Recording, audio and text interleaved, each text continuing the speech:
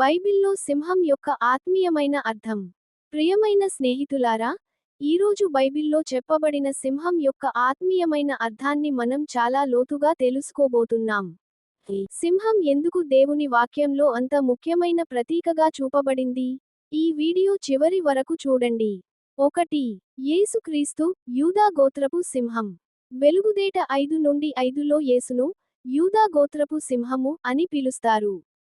సింహం రాజాధికారానికి ప్రతీక. యేసు శక్తి, మహిమ, విజయం.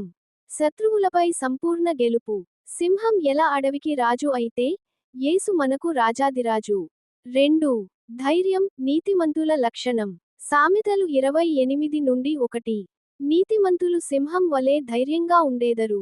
సింహం భయపడదు. నీతిమంతులు దేవుని మీద భరోసా పెట్టినప్పుడు ఆ ధైర్యం పొందుతారు. పరిస్థితులు ఎంత కఠినమైనా మనలో ఉన్న విశ్వాసం గర్జించాలి. దేవునితో ఉన్నవాడు, సింహం మాదిరిగా ఏ శత్రువును చూసినా తడబడడు.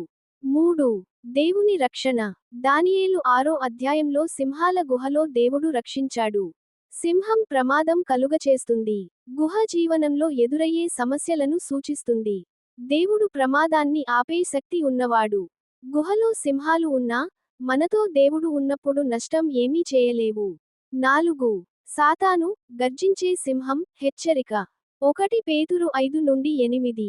మీ విరోధి సాతాను గర్జించే సింహము వలె తిరుగుచున్నాడు. ఇది నిజమైన సింహం కాదు, నకిలీ గర్జన.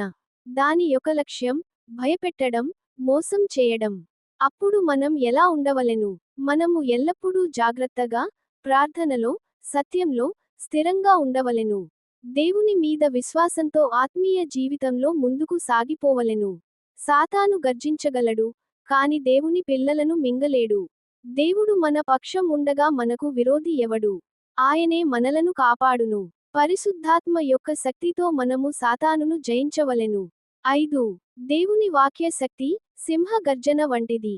కొన్ని ప్రవచనాల్లో దేవుని స్వరం, వాక్యం సింహ గర్జన వంటిదని చెప్పబడింది. హెచ్చరిక, బలము. మన జీవితంలో దేవుని వాక్యం మార్పును తీసుకువస్తుంది. చీకటి పారిపోతుంది. దేవుని గర్జన అంటే ఆయన వాక్యం, అబద్ధాన్ని సైలెంట్ చేస్తుంది.